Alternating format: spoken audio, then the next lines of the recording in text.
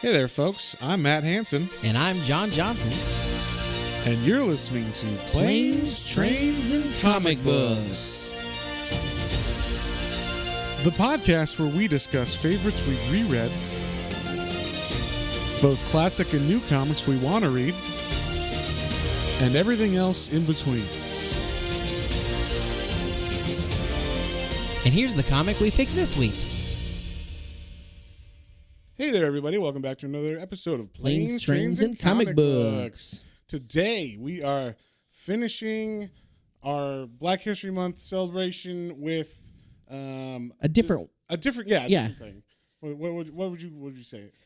Well, I mean, so this one is more a look at the comic book history overall. We're doing an actual book.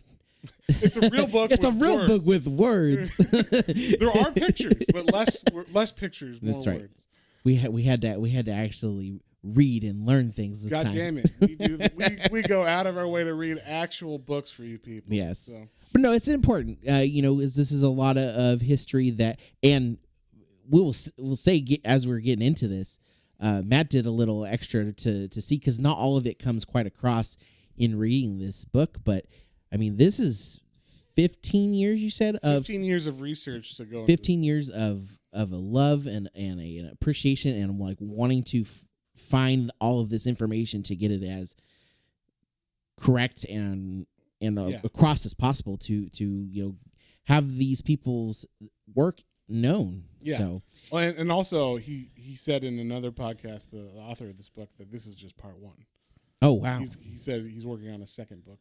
Okay. That'll be like a companion to this. So this book is by IDW. They released it, which is nice of them because that's kind of a weird thing for IDW to release. They're usually not like, hey, we're going to release a book that's about the comic book industry. Yeah. That's more like I would say that's more like a Fantagraphics or like... Yeah. I don't know, Top Shelf Penguin or something. House. Yeah, Penguin Random House, Tashin or something. Yeah. So it's interesting of IDW to do it. But the book is called Invisible Men, The Trailblazing Black Artists of Comic Books, and is by Ken Quattro. So I heard about this book from a podcast I was listening to, and Ken Quattro was actually on it, and he, the podcast, I think it was called Thinking Critical, is the name of the podcast, and I think that's the name of the podcast. And he was interviewing this guy, and I was just like, oh, that sounds cool, like, whatever. I was listening to it at work while I was fixing. I can't remember what I was doing. I was doing something with HVAC units or whatever. So I just remember that, like, I was not paying attention to the podcast too much, and then it quickly like overtook my interest of whatever I was doing at work. So where I was just like, oh, that's really cool. Like, whatever this guy's talking about. So I was like, we have to do this book sometime. And we weren't necessarily waiting for Black History Month, but we hadn't done it all year because this actually came out about a year ago. And so I was like, oh, well, now that I'm thinking about it and we need a book for Black History Month that we're kind of, picking out certain books, why don't we do this one kind of to do the capstone of this Black History Month. So this one... was very, very interesting. Like I said, the podcast where he's talking is just like, wow, you started researching just like, oh, what's this thing? And it became like this mountain of information that he had to sort through and get and just find in general because there's not a lot of history, like documented history of these artists because, one, they were black in a very racist society, especially back then and everything. And then... two, back then, no comic book, even if you were a white comic book artist, you didn't get your names put on the books. It's not like today when you go in to the comic book store, to get manga or even single issue comics, and it says, written by Grant Morrison, art by Frank Quietly or whatever. It doesn't say that. Yeah. It would just be like, it's an Atlas comic, The Spy Hunter or whatever, and then the story. There was nothing about the artists or the writers in it. So... that's actually how he started this. He was like, oh, this is like one of my favorite artists. I should like look into his history. And he like couldn't find anything about him. And so he had to then like go to a friend or something. And the friend was like, oh, you should talk to this person who was related to him. And then that just led him on a rabbit trail of there was all these other artists that were like contemporaries of the artists that he was looking into, and he didn't know any of them. He'd never heard of them, but apparently they were like working on all these comics that were very important in the Golden Age, and which, you know, we should also say, like, for those of you who might not be as well versed in comic book history, there are ages of comics. So there's like the Golden Age, which is generally all the stuff in comic books that is from like 1939 when Superman was started to 1962, I think, or 60. Okay. And then the Silver Age starts in 1960, and that's when all the comic books rebooted, like all the companies, which you know proper now. Back in the 50s, in the Golden Age, like Marvel was called Timely, and I believe DC was called National Comics. And then in the 60s, they got those companies died. Yeah. They got bought out or rebranded or whatever, and became Marvel and DC as we know them now. And that's when the Fantastic Four, Spider-Man, all the ones you know and love really came out of the Silver Age. And then you have the Bronze Age in the 70s and the 80s. And then they have different brandings depending on. In the 90s, that was called the Modern Age, but it's not the Modern Age anymore. So they're starting to call it the Copper Age. Okay, I was gonna ask if you knew what they were gonna be calling that. Okay. Yeah, they started calling it the Copper Age. Then there was because it's not quite as shiny and polished. Yeah, it's not quite as good. It's a lot. It should call it the Pouches or Pockets Age. Yeah. So that's not Pouches Age. Pouches Age. The Pouch Age. Yeah, I like that. Or the straps. But so and then like, you know, every generation says that they're the modern age, but then eventually they're not. So they have to call it something. I have no idea what the 2000s are called. Some other shitty sort of metal, probably the tin age. The tin age. But yeah, so that's what the ages mean. When we're talking about the Golden Age, we're talking about a specific time period that's generally, I mean, comic books were definitely before 1939, but the Golden Age of comic books is like when Superman started. Yeah. So like, because you also had comic book strips, which they talk about a lot in this, which were in newspapers and stuff, but they didn't actually come out, I think, in actual comic book form, or at least superheroes didn't until 1939 with Superman. Yeah, because you had, like you said, you had strips. There were people doing political cartoons, obviously. There was advertisement cartoons. Yes, yeah. So, and that's what a lot of these artists were. I mean, comic books was not a job people were like, I want to do that when I grow up. Back in the day, no one said that. You know, until Rob Liefeld was on that commercial or whatever, no one said, I want to do that when I grow up. So, like when they were getting their comic book work, these are fine artists that are trained with degrees in fine art that were trying to get, you know, advertising jobs or things like that, and they couldn't. So they were like, well, I got to pay the bills somehow this month. So they would take comic book work as like, you know, just means of getting bills paid. And then the second they didn't have to do that, they would stop doing that. So it was not like a job that anybody really wanted or, you know, stuck with until like, I would say maybe Stan Lee was the first guy that's like, oh, like Stan Lee, Jack Kirby, those guys in the 50s, where they're like, I want to do this for the rest of my life. Or I just fell into it and I just stay into it for the rest of my life. I don't even know if like Stan wanted to be an author and was like, I'm not a writer. I'm not good enough to be a writer. I'll write comics. And then that's what he did. You know, like, so, and when you read some of those old comics, you're like, I understand. I understand, Stan, why you chose comics. There's a lot of words on this page, Stan, and they don't all need to be there. And they definitely don't all need to be. You needed an editor, a better editor. So, it's just a very fascinating book. So I really wanted to promote this. Like I said, it's about a year old now, but you can still get it on Amazon. It's in hardcover and stuff. And I think it's on Amazon. It's cheaper than this, but it says on the back that it's $35. So, very cool book. The book has a very interesting flow to it. It starts from like the oldest to the newest, like as far as progression of artists and comic book history. Yeah. But it's neat to see like a lot of them connected and overlapped and knew each other. Too, yes, and the way he would do it was he would do one as make sure this one came before because the next guy overlaps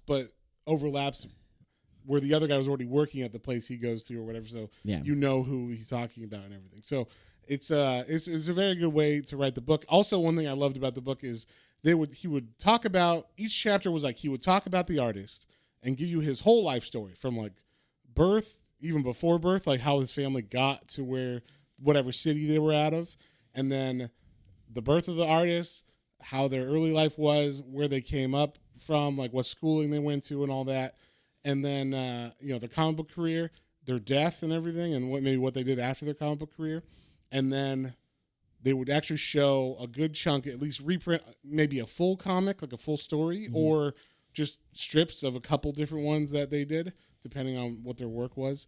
And I liked that a lot. You could like just being able to read about it and go, oh, okay, I understand what you're talking about. But then to actually read the comic, where you're like, oh, this is like super cool and fun, and like to see how they were doing. And I was gonna say, I mean, Stan Lee wrote comics back then, and then in the 60s he kind of reinvented it for the the sci-fi age or whatever. But they use a lot less words in some of these than I thought they would for it being older than Stan Lee. That's true. Looking at some of the ones in here in particular, like there were a couple that I was like, oh, that was actually like a fun little quick a lot read. of these were fun to read, and I was like, I did not think they would be fun to read because I'm thinking of like Stan Lee old comics where it's just like, will this guy shut the fuck up? Yeah, there's just so much exposition, and it's like, no, let the pictures tell the story. And that might be because a lot of these people, like I said, they're uncredited anyway, but a lot of them, like I think it's the second guy in this book, he did the writing and the art in it like together. Yeah. So, but they're not credited as it at all. So they're just kind of piecing that together from the history of what they were told and whatnot. But that's what it seemed like. And if it was true, I mean, they did a better job than like Stan Lee did on a lot of his 60s stuff, at least from my assessment of it. Like I do not enjoy reading some of those old Fantastic Four and Spider-Man and stuff. So while the art is fantastic, Stan Lee, not so much. But the first guy in this book, because we'll just kind of jump into it, and we're not going to cover every artist in this, obviously, because there's a lot. There's a bunch of people. I think there's like a total of like 10 or 12 separate artists or storylines that kind of go through of people or companies and stuff. But there 19. There's 19. Yeah, I was like, I was a little more. I just counted it because I put them all on the side here. Good job, John. 19, there's 19. But still, yeah. And so it definitely it covers a good chunk of people, and some are more. Yeah, not to say that not every single person in this book is well warranted and obviously needs the credit they do. Yeah. Some of them may have just been a little more influential, a little more like maybe their impact was felt a little more. Right, or they just stood out to me, because that's the other thing. I was kind of like, hey, John, pick out, like when you're reading, if someone stands out to you, mark that guy down and we'll talk about them. So we're not going to talk about all 19, but just you'll get the flavor of what the book's about, who we're talking about. Plus, we want you to support Ken Quattro for doing all of this hard work. Yeah, and continuing putting this all together. Work. Yeah, exactly. Like I didn't know that until you told me. So I really look forward to like finding out more. Like this is a really cool read. And again, I know we're celebrating Black History Month, but it's good to learn about history and about right. This is history of comic book industry, not just of Black people. Yeah. In general, it's like okay, yeah, but like that's the thing. It's kind of like in any war or whatever, at the end, the conqueror is the person who writes the history. Yeah. So, if there's a minority group who is unliked in society and, pushed down and everything, no one's writing about them. No one's keeping this history. I was telling John, like, Ken Quattro was originally, like, trying to find information on these people, and he couldn't find anything because the white newspapers from back then didn't write about these Black artists. And then the Black newspapers don't have archives. Yeah. So even though they were featured in Black newspapers, unless the family members of these people had those newspapers, that's so crazy to in a box or whatever, there was no record of it. So, yeah, and that's crazy to think because we're seeing more and more of those kind of cultural artifacts like brought into places. Now I read stories every once in a while where it's like, oh, they're asking if you have anything from it's like, and that's because yeah, exactly like you're saying, like I think because people in the society devalued it or wasn't even thinking about saving it. Now that it's kind of in the forefront of like, hey, there's this other side of history that we've never talked about or never, whatever, that was never taught to anybody. let's start documenting stuff from back then, whatever we can save or whatever you have. So, definitely he's going through and talking, like at least getting oral histories from relatives, or there's even some like comic creators that you know about from like, of white creators or whatever that, do get history, or history talks about them. And that they worked with these people, so they can actually go back into interviews with those people or talk to them, because some of them are still alive, and say like, hey, what was it like to work with this person or that person? And they're like, oh, okay, cool. The other thing about this book is, or the history of like how kind of fucked up the industry was back then, just in like not giving anybody credit, was they would just, like if you were the writer, you would just hand in a script. You don't have a team. Like nowadays, you hire a team to make a book, right? Back then, it would just be like, I'm the editor, or we're Timely Comics. I have writers write me scripts. I hand that script to whatever artist. It doesn't fucking matter. Yeah.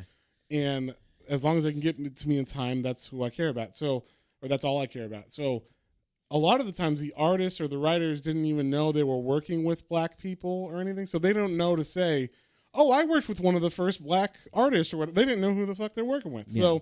So they were just like, oh, yeah, I just work with an artist. And they're assuming they're white or whatever. That's true. That's one of the things I did notice going through a lot of this when they're showing some of the old works. They were able to find some of the works, but because the work doesn't have anybody's name on the documents, it's like, well, they know that they did see that there was a script from the story that was by this guy, and this guy happened to work with one of this artist did a lot of it, so this is, and it looks like it. So this is probably, like, we can't say 100%, but yeah, it's probably them. Probably but we don't know because it's not documented anywhere. Yeah, I know, and that's just wild to think. Like, you don't know who did this. Like, yeah, well, but that's the thing. I mean, okay, this is gonna blow your mind. Okay, you know how much actual original art, comic book art, like a page drawn from Jack Kirby and stuff, right? You know how much that's worth now, right? Like hundreds of thousands of dollars. Yeah. So comic book studios, before that was a thing, selling those pages, they were like, no, we own those pages. Like the artist didn't get them back. That only started after Neil Adams. I believe it was Neil Adams in the late 70s was like, no, this is our art. Right, yeah. You get it, you scan it or whatever, or you take it and print it, or take photos of it, and then give it back to us because we drew it. And so then we have pages to sell at Comic-Cons or whatever, which were coming out at that time too. Yeah. So that started that whole thing where we can sell it. Before that, they would just be like, we'll just throw these in the fire or whatever. Yeah. Like, they're like so much of these amazing artists' work.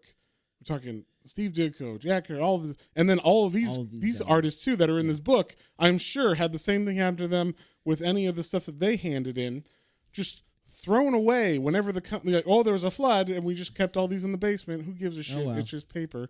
Like, yeah, so much of this stuff before anybody thought any of it was valuable just gets thrown away or burned or whatever. And so, yeah, it's kind of like comic books being thought of as a, like, not classy. It's a medium for children, right? It's entertainment for children. Even children don't think of it as anything other than kind of a disposable entertainment too, right? Like they roll it up, put it in their back pocket, go play hoop or whatever they, the stick and hoop. That was something they did, yeah. Yeah, or ball and cup or whatever the fuck they did back then. Go watch the serial funnies on the movie theater for 5 cents. And and then they would roll up the comics, they would read it, and then be like, cool, and then they'd throw it away. Roll up in their back pocket, forget about it. Exactly. It would go through the wash or whatever. Yeah. So or the mom would put it on the washboard.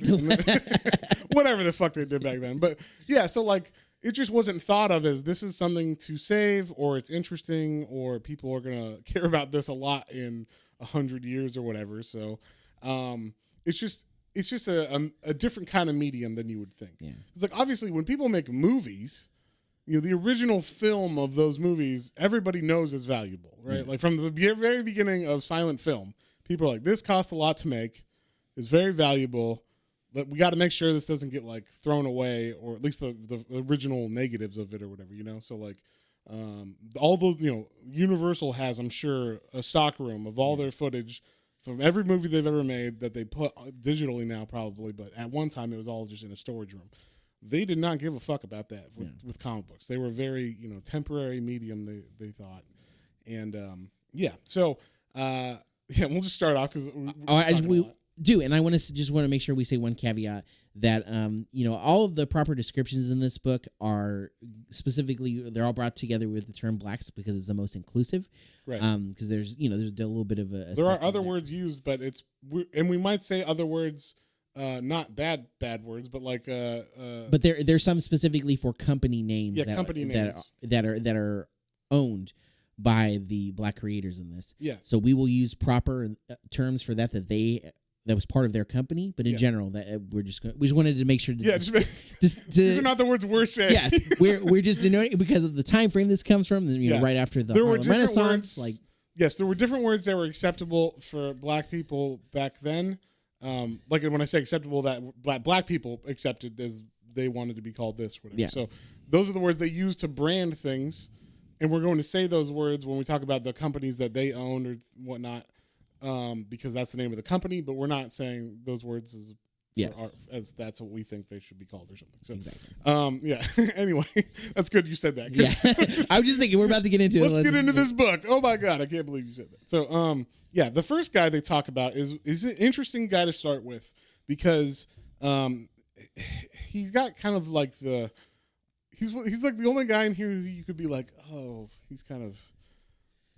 he's not tarnished, but you might think he's tarnished now because of kind of the way he went about it towards the end of his life. Yeah. But his name was he was born Adolphus Barreau Grippon, but I think he wrote under Adolphe Leslie Barreau, and so he was like a guy from South Carolina, I think it was, or North Carolina, one of the Carolinas, and he came up and like went to art school and stuff like that. And all of these guys have a very or not all of them, a lot of these guys have a very similar story of we're going to art school to become fine artists. And then, times are hard because the depression or war or whatever. I have to do this comic thing to pay the bills and then, move on from there. So it's kind of interesting how they all kind of have that story. Now, some of them don't, but a large majority of them do have that same story kind of thing. But this guy had that story, but what was different about him, as opposed to the majority of these creators in this book, is he could pass as white. And he's also the oldest, or he goes the furthest back in this compared to the other guys. So he starts like in the early 1900s, I believe, with his art. Mm-hmm. But he was born during, I think, either right after the Civil War or around that time. So he was like around for it, while it was going on. So when he moves up north, he literally just changes his whole identity. He goes from like Adolphus Grippon. He's like, no, fuck that. I'm moving to, I think he goes to New Jersey, and he's like, I think it might be Philadelphia. I can't remember. So a lot of these stories kind of are in the same areas. Yeah. So I get like blended together a little bit, but he like totally changed his name. Just was like, yeah, no, I'm not from there. I'm not this person or whatever. Like just ignored all that. And he could pass as white up north. And so he was just like, yeah, I'm white. He would mark white on all his stuff. And there you go. He's not mixed or anything. And so he just went with that. Like that was his identity. So a lot of the people didn't even know that he was black when he's writing these comics or he's doing art, a lot of children's stories. Yes, yeah, exactly. So the reason why I say like some people might have a problem with the way that he lived or whatever it wasn't just that he passed as white and was like, oh, I have to do this, which he did. He did have to do this to make a living or whatever. Yeah. But he kind of like leaned into it, and he was like I guess he went into like he was new Strom. I think his name's Strom Thurmond, or Senator Thurmond. That was like a very racist senator. Yeah. He was the guy that was like, Alabama will always stay segregated forever. Yeah. And like he was the guy at the the school with the little black girl that was walking in for the first unsegregated school or whatever. So yeah, like he just like leaned into that because I think he just felt he had to in his life, or at least that's what I got from this book. And then from the podcast, the way that Ken Quattro was talking about him was like, yeah, I mean, obviously when you're back then, you're just trying to survive. if you're black and you're just like, okay, this is the path I'm going to take because I want to do art. I can pass as white up here, and that's what I'm going to do. So I'm going to lean into that hard so that no one even questions my heritage or any of that kind of stuff. So, I would say like the art that he had just kind of looked like normal comic strip art back then, you know. Yeah, I would say there's several guys in this that you could tell they all went to school, they all got their basic chops, and they all kind of fit that format of like what you think of when you think of those old style cartoons. Right. I mean, it's like, oh, yep, that's a comic strip. Oh, yep, those are people walking. Oh, yep, that guy has a cape. You know, that's what a laser beam looks like. Right. It's just kind of like standard format. Not that it's not good. Right. It's like everything looks great. It's just like kind of like that standard process of, and well, again, what you think of when you think of old comics. Yeah, and Adolphus was interesting. Like I'll say that Ken Quattro was talking about why he didn't include like the creator of Crazy Cat and some of the other creators like that were black that did comic strips or other kind of art. Yeah, like you said, political cartoons and stuff. Because these guys did that too, but they actually did comic books, which was like a new medium at the time. Yeah. So it's specifically for comic books that's why he picked to start with this guy, because he was the first comic book artist that was black that I guess that he could find, at least in America. So, but the cool thing about this was they showed his one of his comics that he's known for, and it's called Sally the Sleuth. And I had a blast reading this. Oh yeah, that was really fun actually. This was one of the ones I was like, wait, this is before Stan Lee, because you know, Stan Lee, like we said already, you know, he talked a lot in his fucking comics. And this was like well written, and there was like just enough dialogue on the page, and you know, you know, they were out of the way of the art that was going on. I could see everything fine, so I was like, wow, like this is like ahead of its time. Even like the layout of the pages, I was like, I feel like this is ahead of its time as far as, you know, what I've seen on other, like from Marvel in the 60s. Yeah. You know, they develop, you know, they're known, like Steve Ditko's known for his, you know, 4 and 6 panel layouts for pages. And it's like, well, it seems like this guy did a lot of that too, or whatever. So like maybe a lot of the things that we know from our favorite authors and artists that we know, you know, from Marvel and DC, you know, maybe they may have borrowed.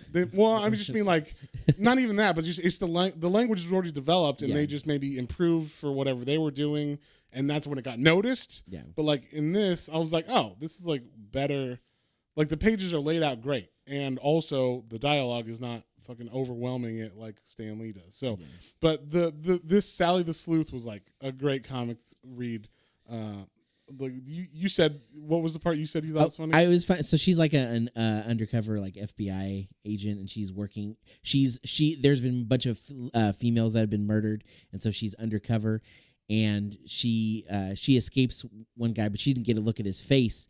But then later, when they're at another scene, she says, "Oh yeah, I recognize the smell on this guy. I knew it had to be the same guy. I recognize that guy's smell. Yeah, his smell was like the smell of like I assume like you know like with booze because they kind of he kind of looks like a grizzly kind of a what you consider like old school drunkard kind of character. Yes. So it was it's like okay, I get what she's saying. It could have been some other smell though. We don't know. That's true.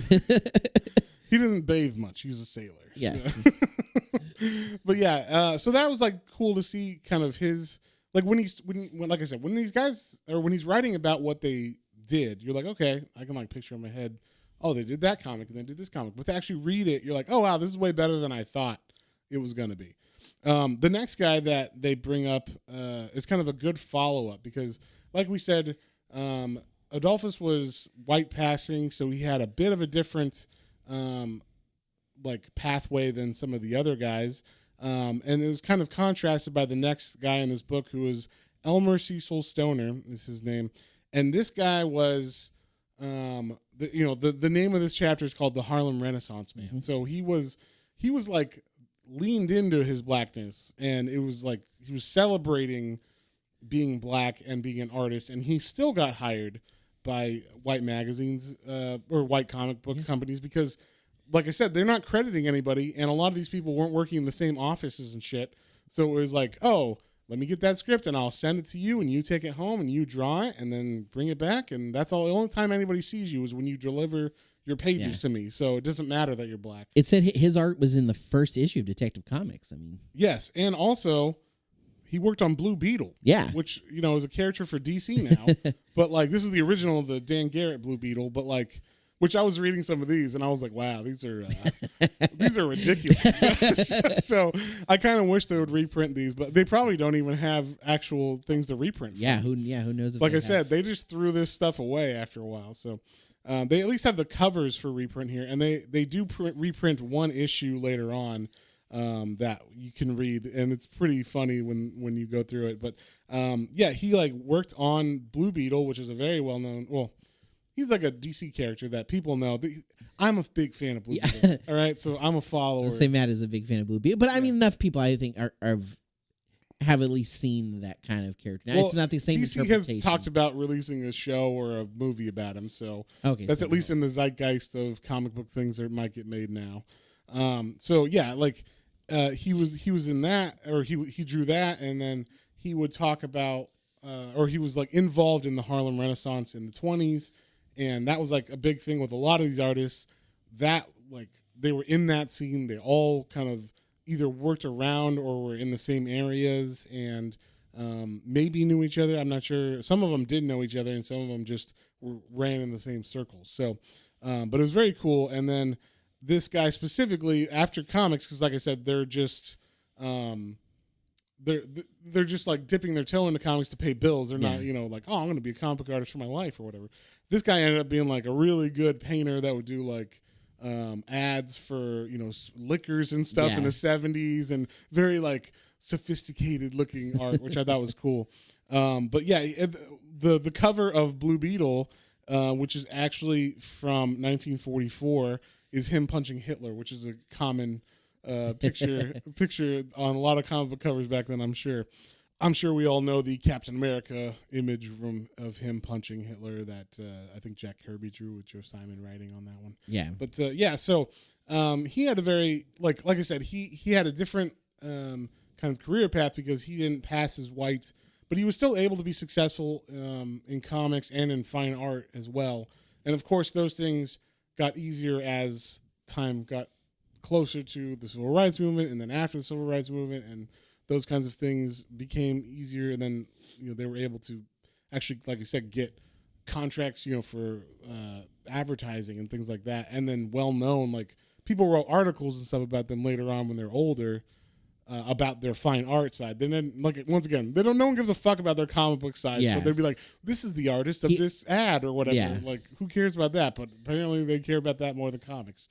So that was interesting. Oh yeah, he did these ads, or he did these like there's a gentleman coming up. He Robert Savon Pius. He did like one of the like World's Fair posters.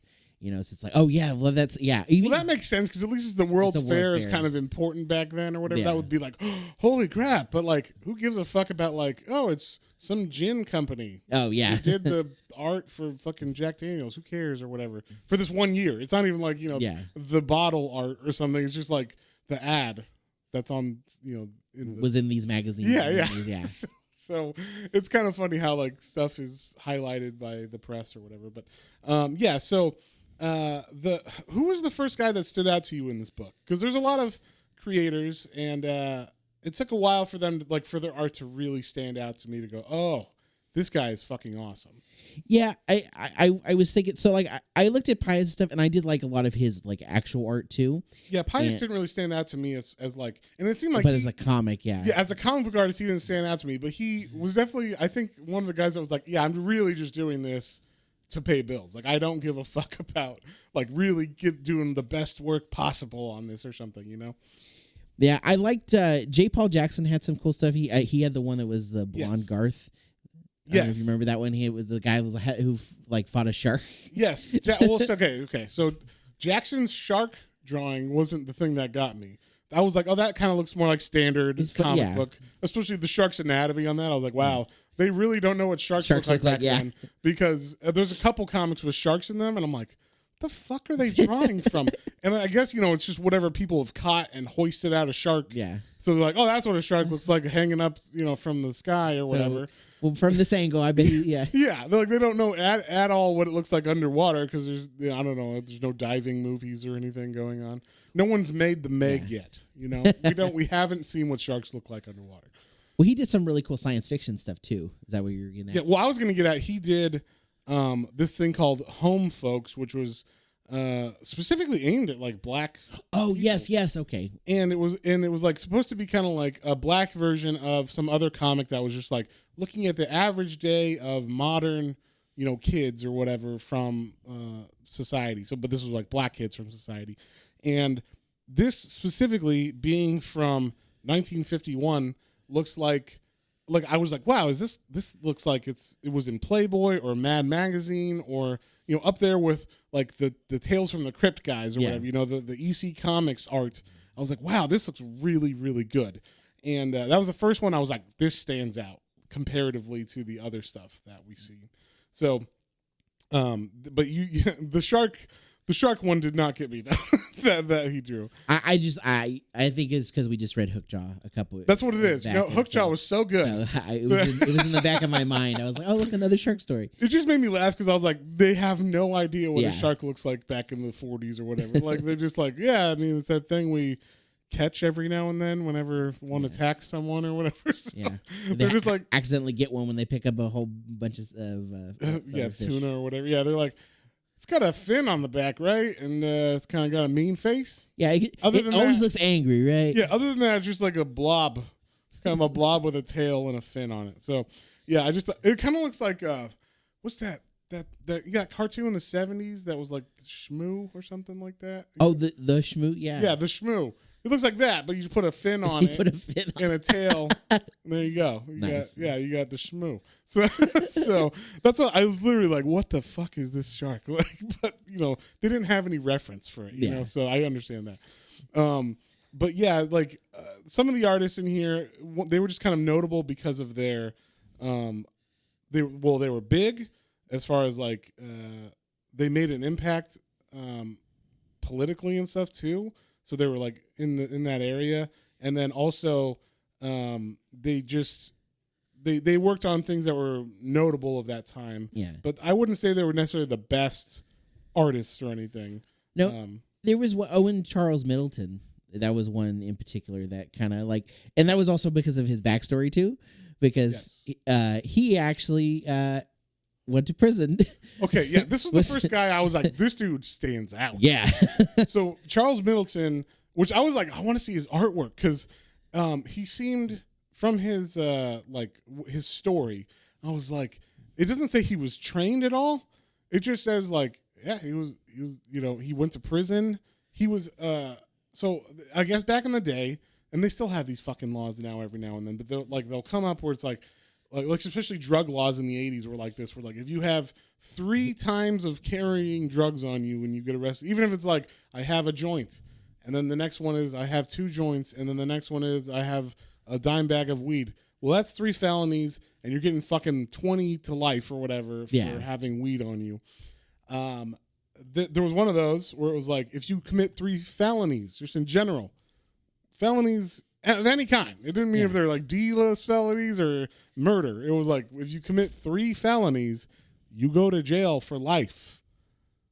And of course, I'm sure that was not used on everybody because not everybody's getting arrested for felonies all the time. Yeah, and then especially you think on minority groups, like I'm sure that it was like, oh, what did you do? Well, jaywalking is a felony in this town, so yes, like they're gonna find a reason. Yeah, but Middleton was, I guess he had. I don't know if he robbed. I can't remember what his felonies were, but he got 3 felonies, and he was like the first person to get thrown in jail for life from this law. So the newspaper wrote about it. Yeah. And because of that, there was like some philosophical, or there was some magazine that was doing a story on what is the value of human life. Like that was the question they were posing to certain people around the globe, important people and whatnot.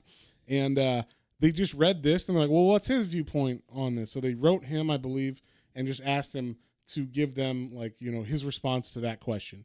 And the response he sent back was so like moving and philosophical that they're like, holy shit, like this guy, like moved us and like our readers, and so they started a campaign to get him released and to ban that law. So they actually got that law overturned because of this, and he got out of prison after like 5 years or something like that. So he was still in there, and he had to go to like he went to Sing Sing. He went to Sing Sing for 5 years. I think it was 5 years, something like that.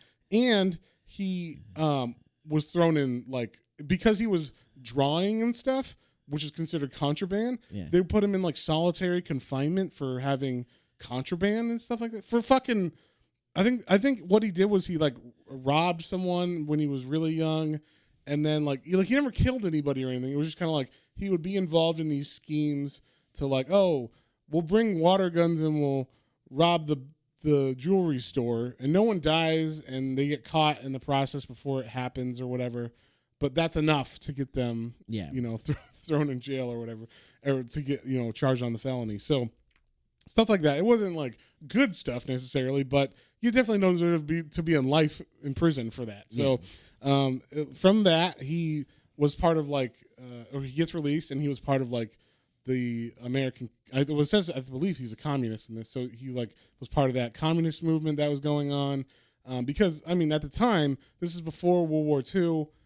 Or before the Cold War, I guess was when we really were like, we don't like communists. But they were like the rhetoric that was around about communism was it's all equal. You could be a woman, you could be black. It doesn't matter because we're all proletariat or whatever, right? That's the ideal or whatever of their thing is anybody can be part of our movement because we don't care about your race and stuff. So, and they were like, and a lot of this stuff was anti-fascism at the time because we're in the middle of World War II. So, so like, or at least that's building up in a lot of these places. So, a lot of them are anti-fascist, and they would put things, and I liked this a lot. They would have art that they drew where it would be like a crow being strangled. And it would say like, end Jim Crow or whatever. And then there would be like, because the Japs, and this is what they said that's not my word. And they would say, because the Japs and the Hun or whatever, are fans of it or something like that. They would try to equate Jim Crow laws or just segregation. Or they had like a little Nazi flag around the crow's neck or foot or whatever. Yeah. So they would definitely like try to equate those two things. So maybe someone reading that or sees that who's not black or not necessarily it's not the first thing on their mind. Yeah. They would go, oh, what does that mean? Like, are those the same thing? And then it might make them think and whatnot. So he definitely like liked political cartoons, and that was like his thing. He was like, I want to do political cartoons more than comic books, but he did draw some comics. And that's why I was saying, like, his comics weren't really his focus, so I didn't really care about his art too much in this. But there was one really cool comic that I liked the cover of called Spy Smasher. That was pretty badass, I thought. Like, the way it was like, the cover's got, like, a pilot, I guess, and then there's, like, boats behind him, like battleships and stuff, and then there's, like, this hand coming out of the water that looks all demony and shit. I was like, oh, that looks badass. So, yeah, he was just really well known for his like his art, his political cartoons and stuff, which I liked a lot. Yeah. But other than that, like I wasn't really like impressed by his comic book art, but his political cartoons were very, very, very good. Oh yeah, they're very good. And very like hard hitting and meaningful. I would say. But the first guy that really stood out to me was Clarence Baker. Yes. Okay. I knew he would stand out to you. I mean, maybe for the art. but yeah, I agree too. Like he had some really cool stuff. Well, yeah, Middleton was the one who stood out to me because his story was different than a lot of the people here. There's only one other guy who had a similar kind of. He just kind of meandered through his life into comics, but like he wasn't really trying to become a comic artist. And then also he had all these crime things happen with him where he got thrown in prison and all this stuff. So his journey was very different than everybody else's. So I really liked his story because of that. In fact, I would be like, oh, let's get this one dude, let's pull him out and take like a really in-depth, vision of, or like like really go into his life in depth about in a book or something. Like I wouldn't mind reading a whole thing about him. But The first guy that really stood out art-wise to me was this guy named Clarence Baker. And this was actually the guy that Ken Quattro started looking into. Yeah. Because he at least was more well-known, I think, than the other people. And I didn't know that until I had to re-listen to the podcast. Because when I listened to it the first time, I hadn't read the book. Yeah. I was just like, oh, that's a cool book. It sounds like a cool book. And then I read the book, and then I was like, oh, this is the guy I like. And then when I heard him talk, I'm like, oh, that's like why he wrote the book. Like, it makes sense because this dude really stands out as far as his art. Like, very, very iconic as far as, like, just the artwork in general. I was like, this is, like, super tight line work, black and white.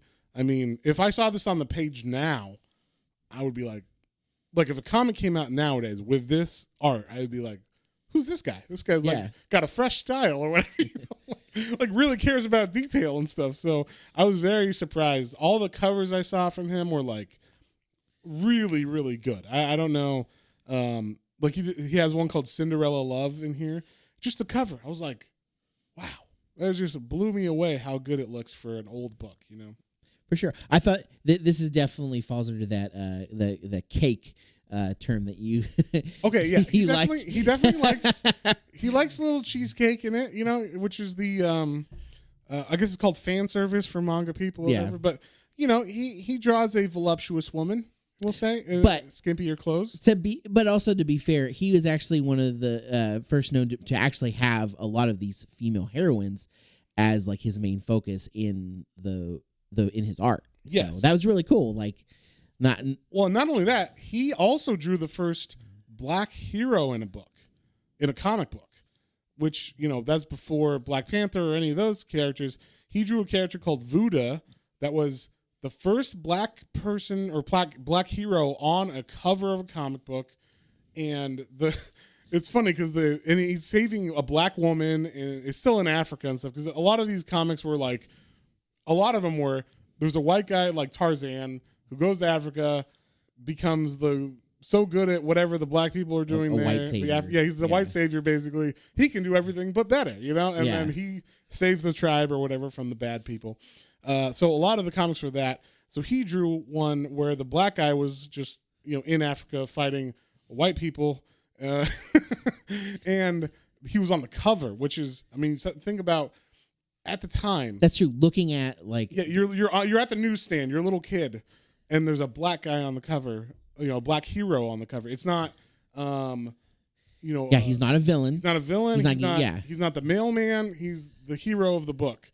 Like, that was probably pretty big for a black kid or whatever back then to see in the newsstands and then, you know, want to pick up or whatever. Yeah. The company did end up pussying out or whatever. Like, they totally, apparently, by like, so they had him on the cover on issue 1. I think on issue 2 they were like, let's put a white guy on the cover. Like, I think they ended up putting him. No, I think it's at issue 4.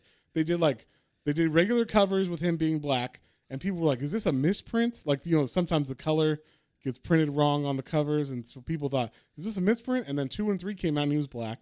They're like, oh no, he's a black character.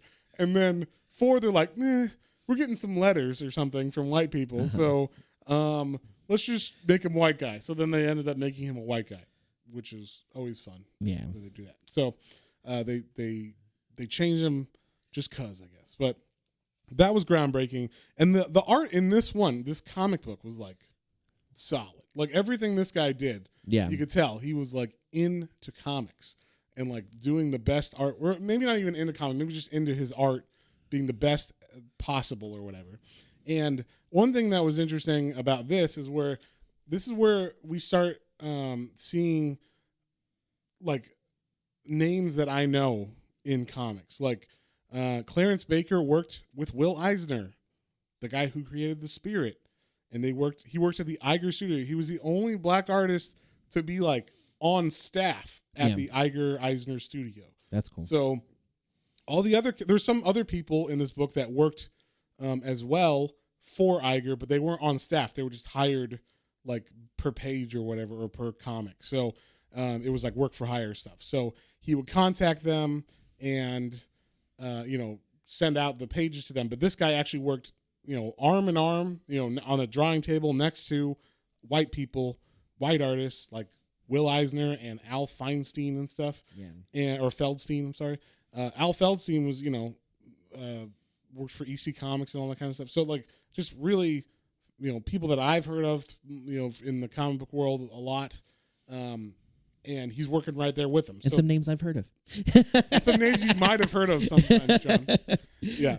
That was we were talking about that. I'm like, oh, this person. You're like, I don't know who that is. But yeah, and so that was very interesting to see, like, this guy really got in there, and it was based a lot on just his art was fucking killing it. Oh yeah. Like he was undeniable even for being a black artist at the time. Like, he was just like, wow, you're really good. So was it the Phantom Lady? That was Phantom really, Lady was really cool looking. Yeah. One of the things too about him, and it's a really sad note, is he died so young. Yeah. He was 37. Yeah. And I guess he said, he was a heavy smoker and he had like heart issues and stuff. Yeah, and it was in his family, like heart issues were in his family too. So he just, I don't think back then they were like, smoke 2-packs for extra That's true. health or whatever. You know what? Yeah, you know what'll help that cough? Smoke 2-packs this week. Yeah, and make sure they're Marlboros because Yeah. they pay us extra for packs.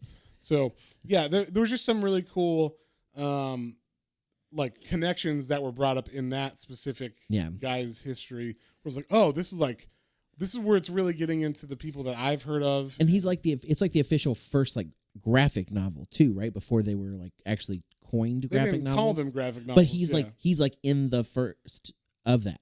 Yes, he was like part of the I guess because the Iger group or whatever was part of that whole thing. So yeah.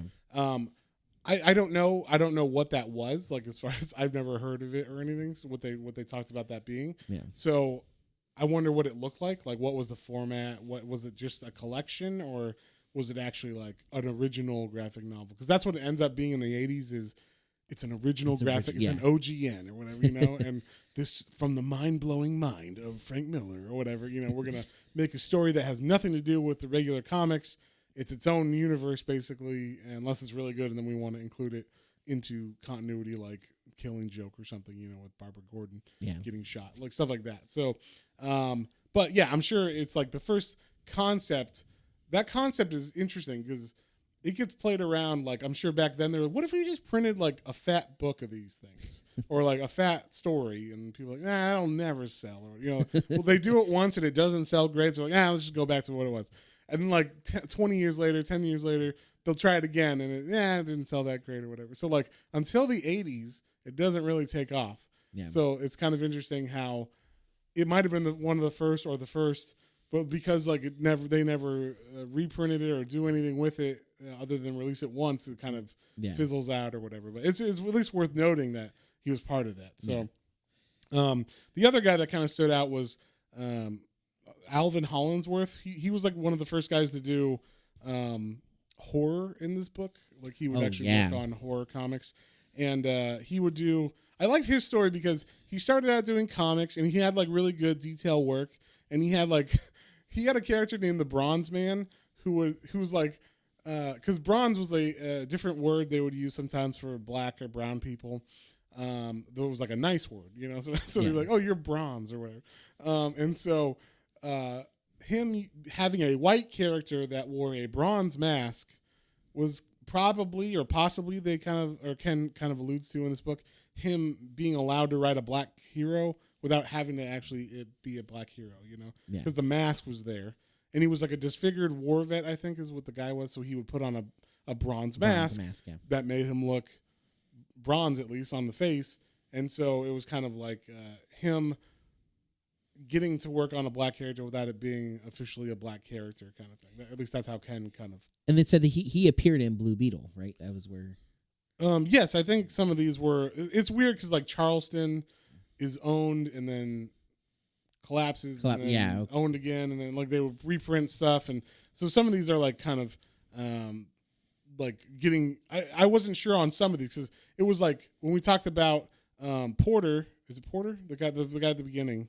the guy that wrote Blue Beetle at the beginning, Stoner, Elmer Stoner. He worked on Blue Beetle, but then later on, there's another guy who worked on Blue Beetle like way later, And it was like, oh, well, were they like contemporaries, or were there like years between these issues? You know, they didn't really talk about the years. Like you could see, I mean, he put dates on the covers and stuff. Yeah. But if you weren't paying attention to all those dates and keeping them in your mind while you're reading it, like I wasn't, you might not have. I didn't get that they were like right after the other. Not like nowadays where you have issue 100 and then the next month issue 101. You know, it might have been like the company collapsed and they got bought. Then they started up with issue 2 again, and it was already 5 years later or something, So who knows? But the thing I liked about Hollingsworth was his story about his art was very cool. Where I agree. He becomes like he goes from like really good comic book artist that's like really solid art in comics, and goes to become like a weird like impressionist. Like he just keeps expanding as an artist all through his life. Oh, like, yeah. continuously. Where he's like pushing boundaries, and they call him like they said he's becoming like this is Picasso period where like it's all just impressionist and you can't tell exactly what everything is on the page. Or one of the things I wanted to say is he had one of the first like notable paintings of a black Jesus. Mm-hmm. And I just thought that was cool because he goes into like I always felt like Jesus was a black man.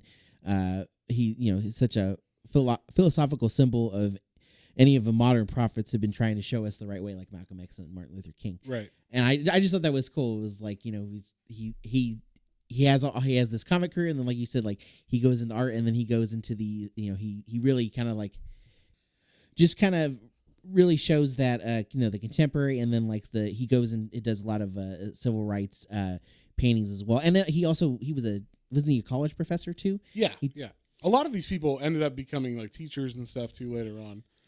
So it was just cool to see, like, he just, like you said, he just kept progressing into like more different kind of art. Yeah. It was really cool. I liked that. I like just hearing, not that like obviously comic book artists are great and I love them, but like for these guys who that wasn't their life goal to be a comic book artist, it was just to be a fine artist or to be an artist in general, with like really well known gigs or at least making a name for yourself in the art world.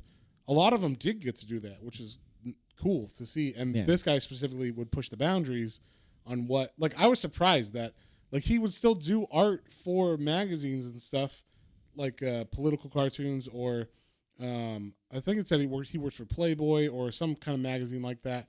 And while he was in his impressionist stage, and they were still like, yeah, it's fine. Like, so you would think they'd be like, we want you to do what you did before, not what you're doing now, kind of thing. So he was able to do that, which I thought was cool. Another thing I thought was cool is that he worked alongside Joe Kubert, who is known best for his, I think, DC characters, Sergeant Rock. He worked on a lot of war books for DC. Yeah. And, of course, he has the Joe Kubert School for making comics. I don't know what the actual name is, but something like that. Or the Kubert School of, yeah. Yeah, Kubert School of Comics, whatever. I'm sure if you've ever read a comic from the 80s, that ad is in every fucking issue of every comic because that's like the school for making comics. So lots of people went to that school. I mean, okay, if you're talking about artists who went to that school, we're talking Steve Bissette, who drew Swamp Thing for Alan Moore. We're talking Yeet, who drew. I'm saying all the Swamp Thing people because literally everybody who worked on Swamp Thing while in the 80s was someone from that school. So you had Yeats did it in the early before Alan Moore's run. Then during Alan Moore's run, you had Bissette, who was a student there. Then you have Rick Veitch after him, who also was a student there. They all went to that school, and they were all friends from that school. So it's just like the influence. That's one of the most like influential comics of the 80s, and it's like, they always went to that school. So there's a lot of influence from that. And he knew him, and actually Joe Kubert in interviews would talk about Alvin Hollingsworth as like, oh yeah, his art was fantastic, and I actually learned some stuff from him because we worked in the same shop or whatever, and I was like, oh, that's cool. I never seen anybody do that or whatever. So like things like that I thought was pretty cool. So yeah, it just it was just nice to hear like actual people talk about him from the comic book industry that I know, like, because while they talk about like Clarence Baker worked at the Eisner Studio, I don't have quotes from Eisner on this, but Joe Kubert being a little bit more contemporary could actually give quotes or remember Yeah. him. That was the other thing. Like I said, some of these people didn't even know they were working with black people. So they were just, oh yeah, I didn't even know that he was black. In fact, I didn't even know who he was at all. Like they didn't tell me the guy you're working with is James. Yeah. They didn't even tell me his name. So I just was like, oh, I didn't even know I worked with James or whatever. You know, so I just thought that was nice that these people actually got to know each other and they got along, and you know they're all both in. He influenced one of the influencers of a lot of people, kind of thing. So, and then the other guy that stood out, and I like this guy a lot, Alfonso Green. This guy was kind of like Owen Middleton. He was not like the other people. He was not a fine artist, dude. Yeah. He was a felon who grew up on the street. And he was like a gang, as a gang member. But the greatest thing was he went to school with Alex Toth. One of the if you don't know who Alex Toth is, look him up. He's one of the most influential comic book artists of the 60s, 70s, ever, actually. I mean, of all time. Yeah. But he actually has some quotes in this book about Green saying like, oh, he was fucking awesome and like we got along really well together. And it was just like really cool. He also worked for Stan Lee. So he worked for Stan Lee I'll say it in order. So he was a gang member who went to prison for 5 years. And then as he got out, and I like this, I don't know why we can't do this anymore. He worked for Stan Lee at Timely Comics. So it was like, there was literally a sentence where like, and he went to prison for 5 years. And then he got out and worked for Stan Lee at Timely Comics. I'm like, how do you, like nowadays, you can't get a fucking job if you have a felony or something. Back then, you could get out, and if you were trying to rehabilitate yourself or you were rehabilitated, you're just trying to get a job and live your life after the mistake you made, you could do that. And you could work for fucking Stan Lee at Marvel before they were Marvel. Yeah. And, I just thought that was really cool that he did that. The sad thing about this story, though, is no one knows anything about him after he worked for Stan Lee. Apparently, he went through some hard times where, the comics companies collapsed in the 60s or no, in the 50s because of the seduction of the innocents and all the communists searching for and all that in media, and the book that came out, The Seduction of the Innocents, that was from a psychiatrist saying like comic books are turning your kids gay and turning you into communists and all this stuff. So like we hate those now. There was comic book burnings and things like that. So that kind of collapsed the comic book industry. So he wasn't getting work anymore.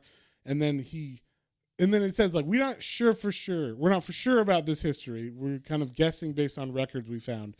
But there was an Adolfo Green who got arrested for attempted robbery later on, and then he ended up he didn't get in trouble for that. Like it was like he got thrown out. The case got thrown out for like I guess him and four guys were standing on a corner next to a jewelry store or something with guns, like if they were ready to rob the store or whatever. Like the guns were in their pocket. The cops came up and said, "Hey, show us your pockets or whatever. Why are you standing here?" And then he got arrested, and they were trying to say he was trying to rob the store, but I guess it got thrown out because he was just standing around with weapons or whatever. So that's kind of what happened to him, possibly because like the guy who got arrested, one of the guys was named Green, Alfonso Green, and so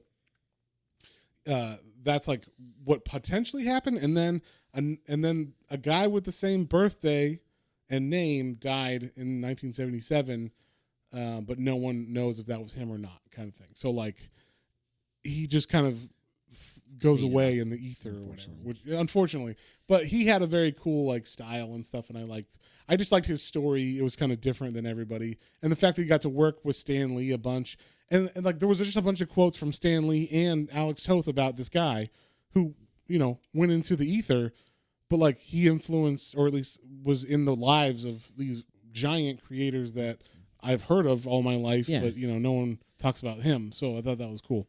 But why? Yeah, exactly. Why was it Alfonso Green's name brought up if they all worked with it and they all have these great things? Well, no, when they asked Toth about him, he'd be like, "Oh yeah, it was great. I loved him." But because, like, once again, it's like these artists, since no one talks about them, they just get forgotten, or no one asks about them, so they get forgotten, and no one knows to ask, and no one is looking. So now that people are looking, maybe some of this history of more than just comic books, but other, people of color, maybe they'll get some histories found and all that kind of stuff. So it would be nice if some more of these kind of books and histories get talked about. I was going to say, I gasped. And I agree. I look forward to hopefully, getting to know about more of these kind of stories, because it's wild to learn these kind of things. The things that obviously we should be taught in school that we would learn now, like like Black this wouldn't Wall get Street talked about in school. But this wouldn't. Yeah, this wouldn't. But this is something that we're interested in. It's like, right. oh wow, like this would be like I never would have a college class in the history of comics. Yeah, there would be like African Americans in comics would be a section of that class, and then you would talk about all these guys, and then there would be women in comics, and then you talk about the women, that kind of thing. So you there would be like an in-depth class on a certain subject or something. But I mean, like even you said, other histories that for sure should be taught in history class have been glossed over. So I'm sure it's going to trickle down as far as, okay, those are going to get brought up in classes now.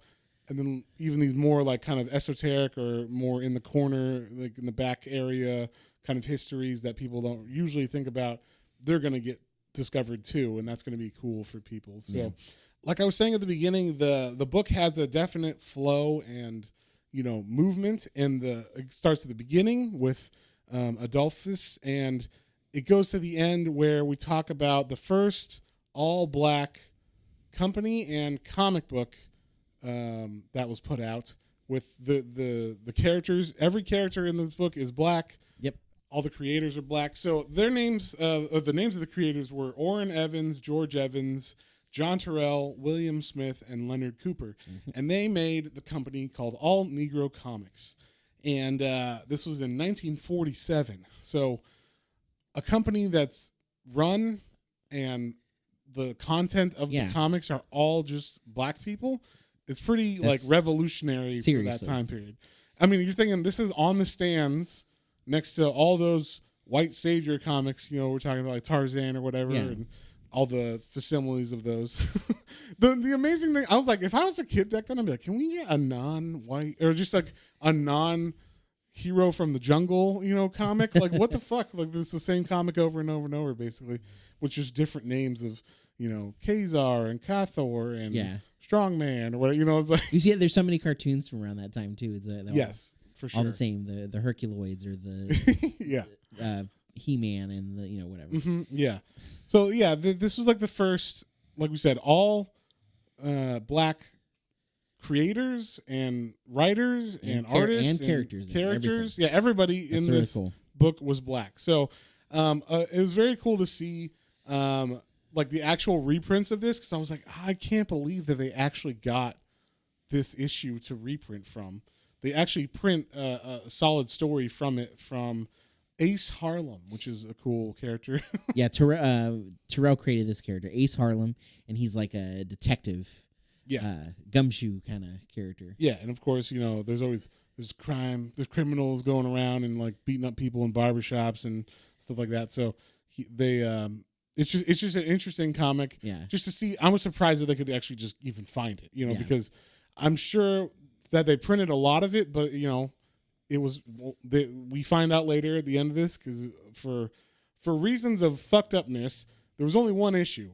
Issue 2 was planned and had all the stuff was ready to be printed. Yeah, from the book's perspective, when you first read it, it was that they had everything ready to go, but they couldn't get the paper to do it. Yeah, they weren't able to get the paper. But in the podcast that Ken Quattro was talking about, and maybe he just understated it in the book, maybe because it's writing, and he just didn't say it clearly enough in the book. But it was because white printers or white paper dealers wouldn't sell them paper. Yeah, so they couldn't print the second issue. So they literally are like, now we're good.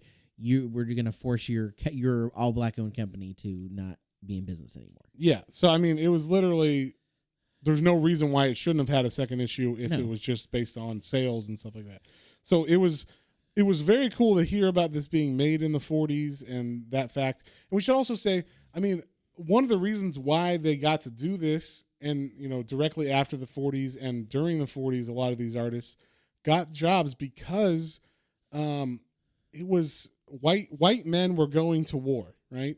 So there's a lot of jobs opening up that people need to get done. Like, factories need to keep making shit. Yeah, this is where all of this time is where you start seeing like women, women, and all different minorities coming out and being able to fill those jobs that again were predominantly all white male because they were shipping them off to fight in the war. Right, and even there was laws blocking black people and women, but black men from joining the military at first. Yeah, and then there, actually black the NAACP had to petition and protest and everything that they couldn't fight for the country that they supposedly are fighting. We're fighting fascism and horrible stuff like that over in Germany or whatever.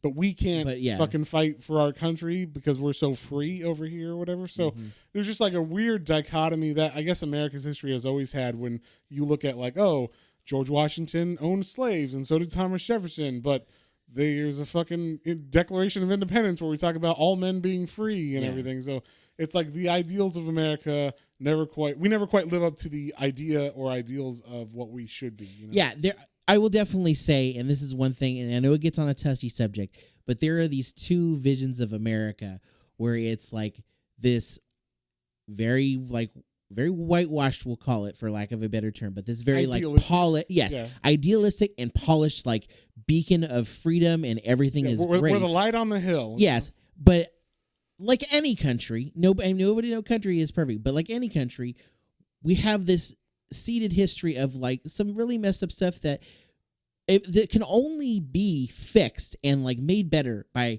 hearing these stories and learning about this and talking about this and moving forward, because you can't fix a problem, or you can't you can't have people not know about something if you don't talk about it, don't learn about it, and you can't just stick your head in the sand and ignore it. Exactly. That's all. I want to get on a soapbox with it, but just this is just God, John, get off your soapbox. Everybody, this is John's Soapbox. Welcome back to the newest podcast offshoot of our offshoot. Yeah.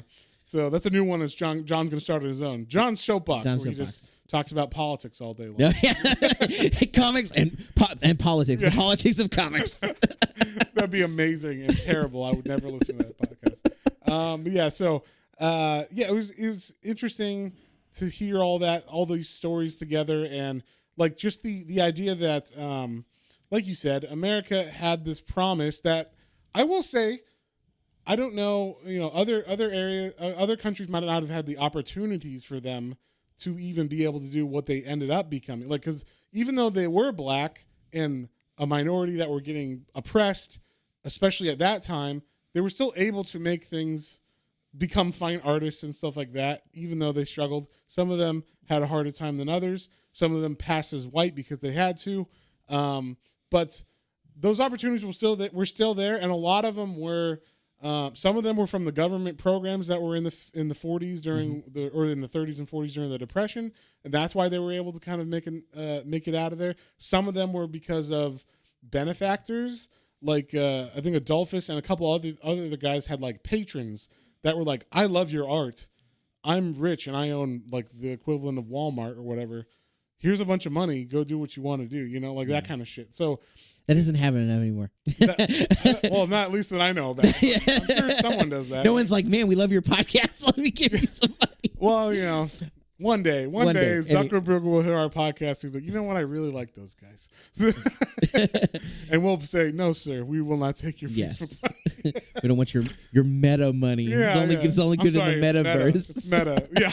Oh, man. That'd be amazing. I'm paying you guys in meta bucks. What the fuck is What's that? a meta buck? What the fuck is that? But then I make a stupid move and be like, yeah, whatever, and then sell it for pennies on the dollar. And that's true. That meta 10 years later, I could have been $1 billion. Yeah, meta bucks are going to be like the new Bitcoin or something. Well, that's what fucking happened to Frank Cho, the artist. Or not? Is it Frank Cho? David Cho, the artist. He I don't know who the fuck Frank Cho is. Just threw that out there. Frank.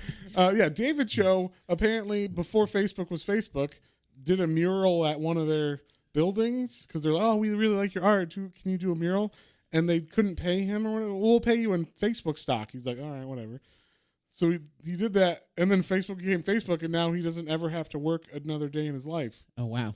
He multi-million-dollar or multi-millionaire because he got just that. got paid with fucking Facebook stock or That's whatever cool. before, in 2000 or whatever the Yeah. fuck it was. So, we could be that. You never know. But yeah, so it was interesting to see all these different artists and how they, came up. Some of them had very similar stories. A couple of them had very different stories. But they all were able to at least have careers in the art, and a lot of their art was very cool and groundbreaking, and really, interesting how they affected the other, the white comic book creators that ended up making big names like Stan Lee or Alex Toth or Will Eisner. They had an impact that now we get to see because of this book. So I really like that, and that's why I really wanted to read this book for Black History Month, and I hope you all go check it out. I think I'm going to put up the link of the Amazon link of this. It's not an affiliate or anything. It's just so you guys can listen to this and just click on it from our podcast, and you can check out the book and buy it, and it's really good. It's a really nice hardcover. So, is there anything else you wanted to hit, John? I'll just say the last gentleman in the book is Calvin Massey, and I guess I just wanted to mention just because he comes into the art kind of like the new school, right? The new school, the modern age, because he died in was it 2000 and I want to say it was 2009. Okay, yeah, that sounds about right. No, I'm sorry, 2019. Okay. Yeah, it was really. I was like, I feel like it wasn't that long ago. Yeah, he had one of the longest one. He had like a 70-year career. And I just thought it was cool because he was influenced by some of these people that came before him here, and he worked with Stan Lee as well. He worked on Black Panther, Spider-Man, Thor, and it's cool because he a comic book artist, but also aspired to be a great artist as well. And he's one of the only Black artists that has both statues designed and he comics art, and he also developed and created gold medals that were used in the Olympics as well. Just like it was such a wide swath of like creativity. And also like you just tell it's a guy going like, I need, I'm paying bills, and like if they're gonna ask me to design stuff, sure, I'll design that or whatever. I'll draw what should be the logo for the Olympic medals and stuff like that. So that's cool. I like that. So yeah, it was just cool to see like that was he started out with again this niche of comic book writing or comic book artist to like develop and grow into like fine artist. A large and long and illustrious career. Yes. So that's all. I just thought it was cool. Going beyond comics, because like we said, a lot of these artists weren't trying to be comic artists. They just kind of fell into it when they needed to pay bills and stuff. So, yeah. Cool. Well, we're not going to rate this one because it's not a comic book. Yeah. And it's fantastic. So just check it out. And then, yeah. But if I had to rate this book, I would give it a 10. So, one of the few 10s in the podcast. 10. So check this one out. And then next week, what are we reading, John? Next week, we're going to tie it in. We've got a new comic movie on the horizon. The Batman. A once sparkly vampire now coming around, turning into a bat. A sparkly bat? I don't know. I'm excited either way. Like I am actually intrigued. Yeah. But so we're gonna read a comic book. It'll be partially. We've already done one that this was partially influenced by because they said The Long Halloween was a big influence on this coming out. Yeah. But also this is like Batman, like very young in his career still, like year 2 or 3. They said so. We're gonna be reading Batman Year 1. Year 1. So it's a Frank Miller book. We're not the Frank Miller podcast. Yeah, but we might as well be. We've done all his other shit. So, hey, I'm a fan. So it's Frank Miller when he was right about the time he was doing Dark Knight. So I think it might be right before Dark Knight actually. So we're gonna do that. It's only 4 issues, so it's a nice quick story or small story, and it was very, very influential. So we will be reading that. And if you guys have any comments, questions, or suggestions, you can email us at planes, trains, and comic books, all one word, at gmail.com. Don't forget check out our Instagram, Twitter, YouTube for exclusive content. We've got our coffee page. That's ko-fi patreon.com/planes, trains, and comic books if you'd like to support or join one of our wonderful tiers that we've got going up, where we've got Matt reading Hellblazer right along with the Matt's minis of Swamp Thing. So definitely check it out and support us if you. And it's fucked up. I'll say that. It just gets every issue. I'm like, how do I talk about it? This is so heavy. There's so much fucking death and murder in it. But thank you for coming along this journey with our Black History Month again. And with that, we'll see you on the next one. On the next one. Bye.